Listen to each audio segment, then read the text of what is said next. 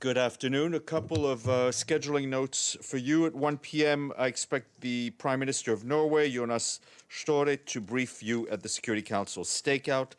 And that should be around 1, but we will squawk that.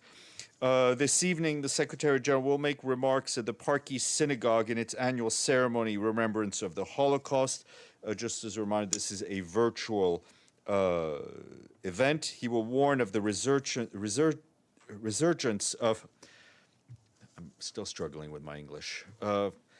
He will warn of the resurgence. Resurgence. Okay.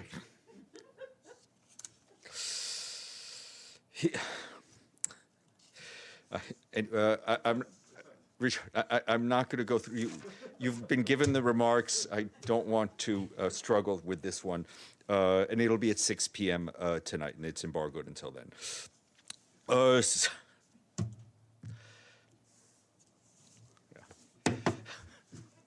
Yeah.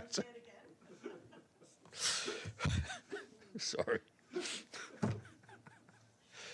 Okay, let's try this again. Oh,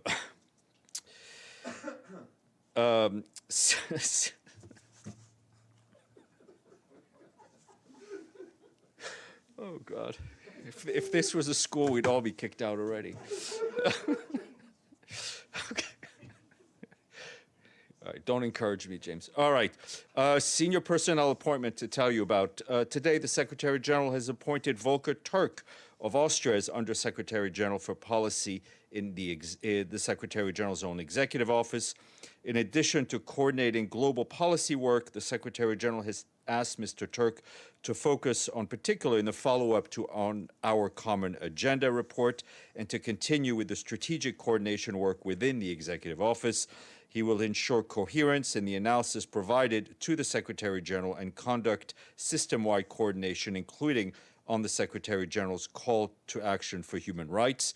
He will also continue to lead the Deputies Committee and oversee the Secretariat to support the Executive Committee and Senior Management Group, as well as coordinate closely with matters with the Chief Executive Board.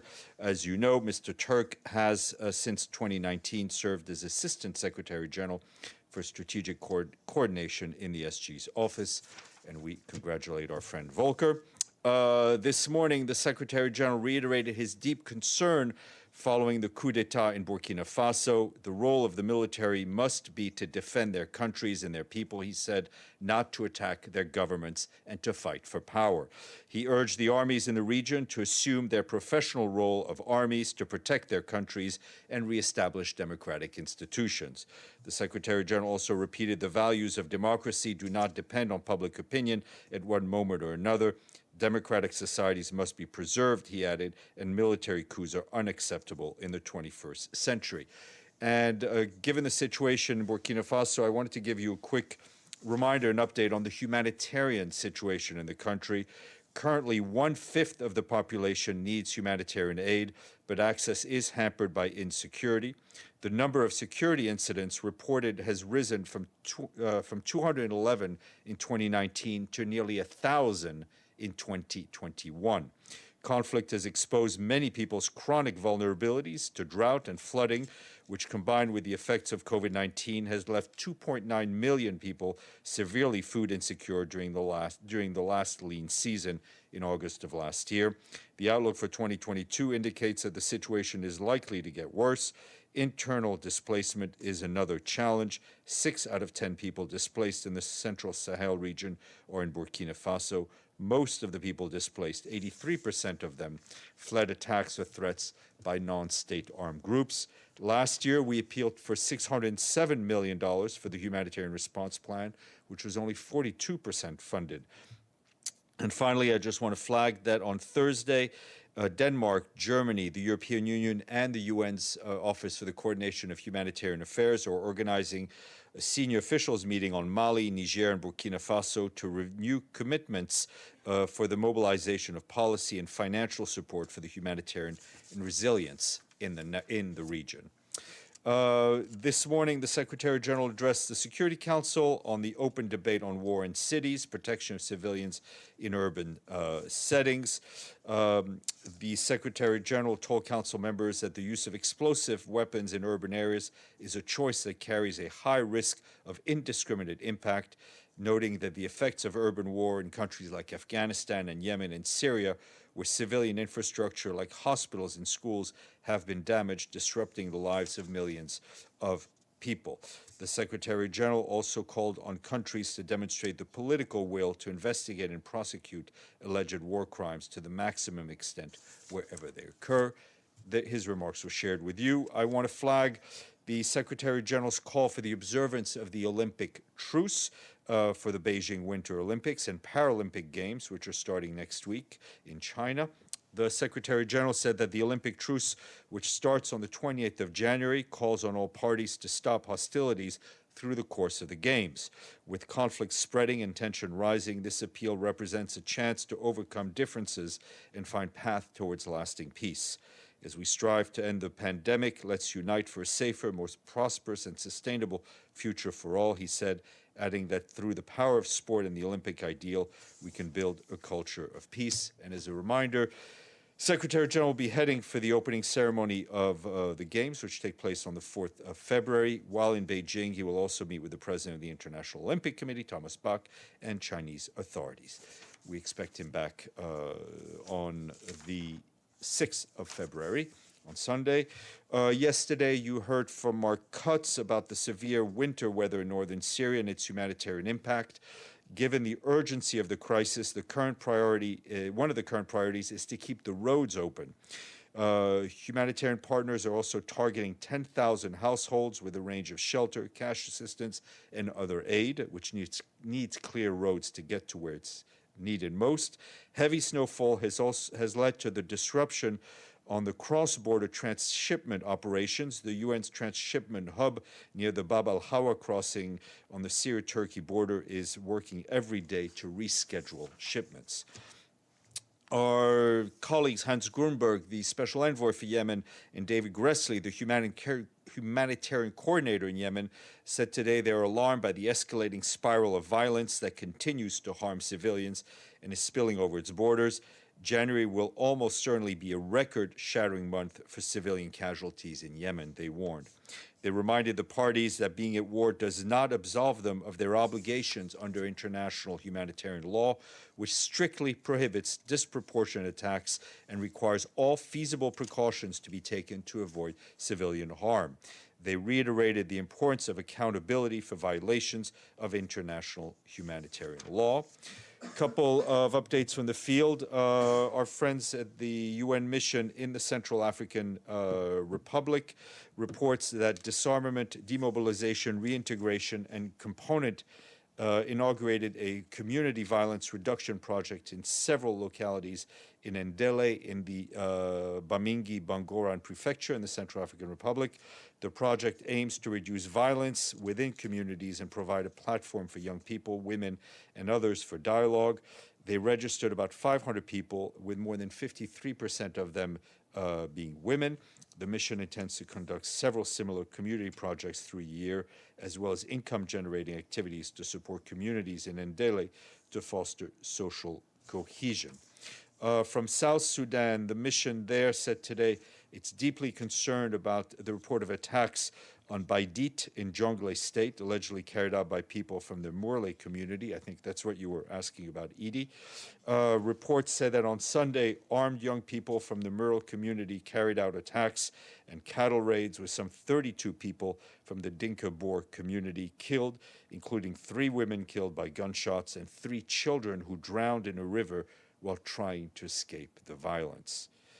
The UN mission strongly condemns any attacks on civilians and calls on armed groups and people to immediately avoid further escalation. The mission also calls on authorities to carry out timely investigations and hold the perpetrators accountable. For its part, UNICEF spoke out against the latest attack in Jonglei, stressing that children are paying the heaviest price for the continued subnational violence in South Sudan. Moving to Somalia, the International Organization for Migration today warned that the deteriorating drought conditions in the country could displace more than 1 million people by April if urgent action is not taken now. IOM noted that water scarcity is the worst in 40 years in some parts of the country. Boreholes and shallow wells are running dry.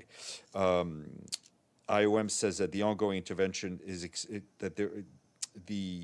IOM said they're working closely with the government, UN agencies, and local partners to address the acute weather needs of internally displaced persons, migrants, and vulnerable groups. Water trucking, distribution of hygiene kits, and construction of boreholes and shallow wells are underway in 103 locations.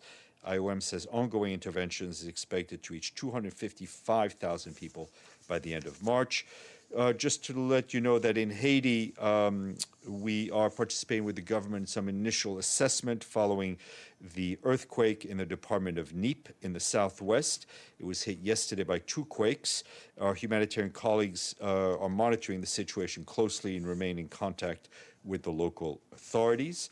And I was asked recently about the situation in Honduras. And I can tell you the Secretary General is following political developments in that country. He calls for constructive and peaceful dialogue to resolve the differences within the framework of the constitutional process. One last note on India, where the UN team there, led by the resident coordinator, Shambi Sharp, continues to support authorities to curb the spread of the virus. This includes developing robust surveillance and monitoring measures, boosting lab capacity, and developing response plans, procuring and distributing personal protective equipment, training healthcare workers, and disseminating life-saving information.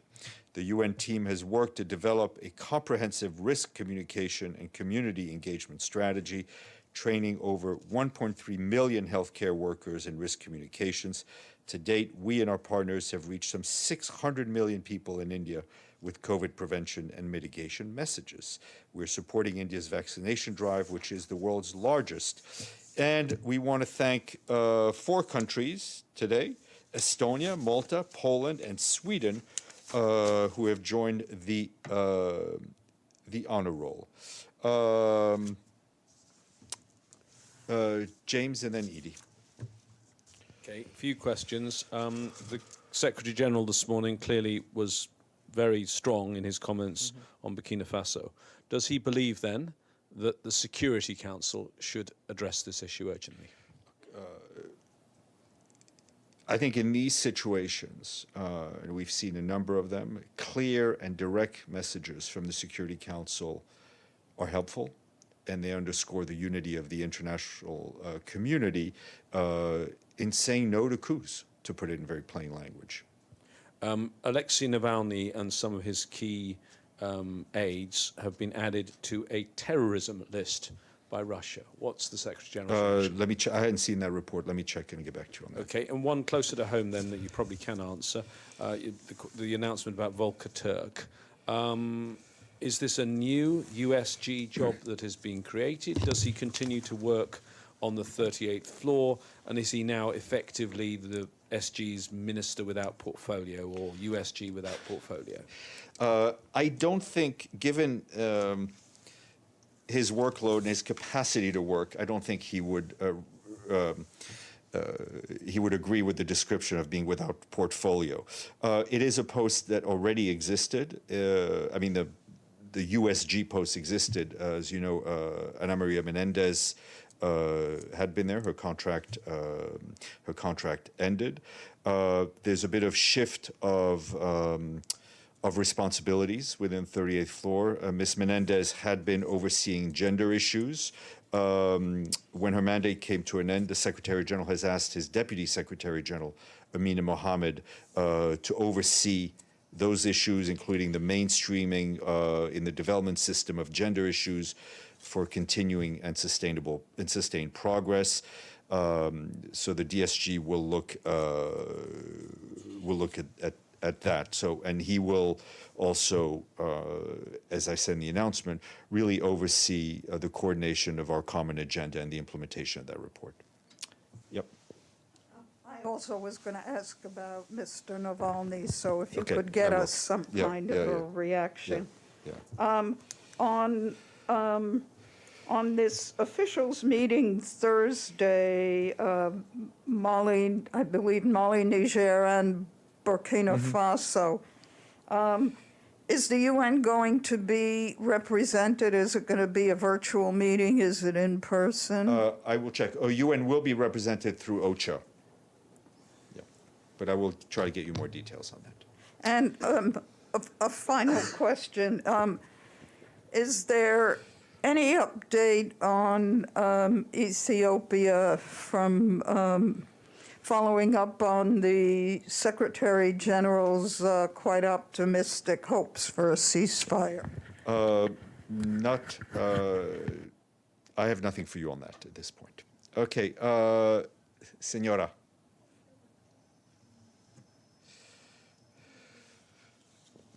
Just a follow-up on the situation of Venezuela and their payment to the United Nations.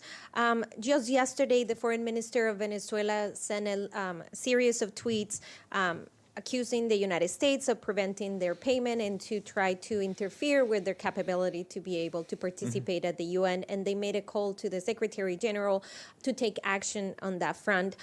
Is any response to that call that was made by the foreign minister? And what is the status of their payment? I mean, in terms of their payment, there's no change. There is an existing mechanism through which Venezuela has made payments to its assessed contributions in recent years. That mechanism continues to exist and to be used as needed. Just a follow-up. So that means that they will be able to make the payment. Are they asking to meet with the Secretary General? We continue to be in touch with all member states our budget people continue to be in touch with all member states. What I'm saying is this is a mechanism they've used in the past, and as far as I know, that mechanism remains available. And finally, is the Secretary General has received any letters or communication by the Venezuelan mission? Not that I've seen, but I will check. Habibti. Stefan, the Security Council is voting this week on the renewal of Libya mandate. From your point of view, what do you want to see there in changes on the mission and their work? Thank you. First of all, it's up to Security Council members to decide on the framework of the mission. Secretary General, I think, has made some recommendations in the report. You know, I think for us, as on a number of issues, the most important thing is unity within the Council and clear guidelines and clear mandates, so we can continue our work in Libya. Ms. Nichols. Thanks, Steph. Russia, Ukraine. Has the Secretary General had any meetings with either the Russian ambassador or the Ukrainian ambassador? He's had conversations with a number of PRs on the situation. Yes. Specifically with those ambassadors, though? With a number of PRs. I will leave it there. Okay. Carrie.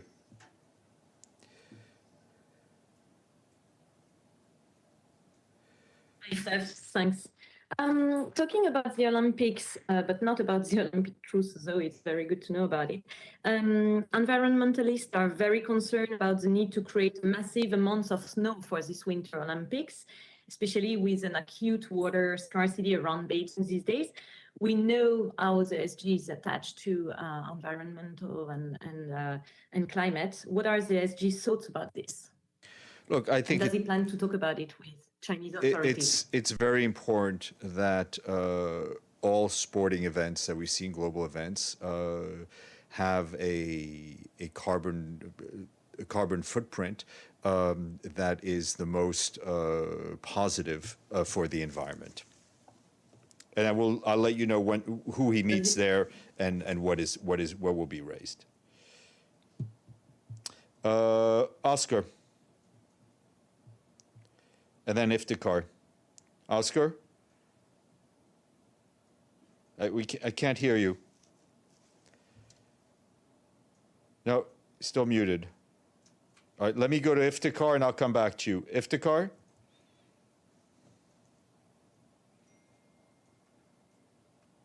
Thank you very much, Steph. For the first time in Pakistan's history, a female judge has been elevated to the Supreme Court of Pakistan, the country's highest court. She was sworn in yesterday. Given the Secretary General's commitment to women's empowerment, does he have a reaction to this development? I think this election is a very welcome development. Oscar, can we try again?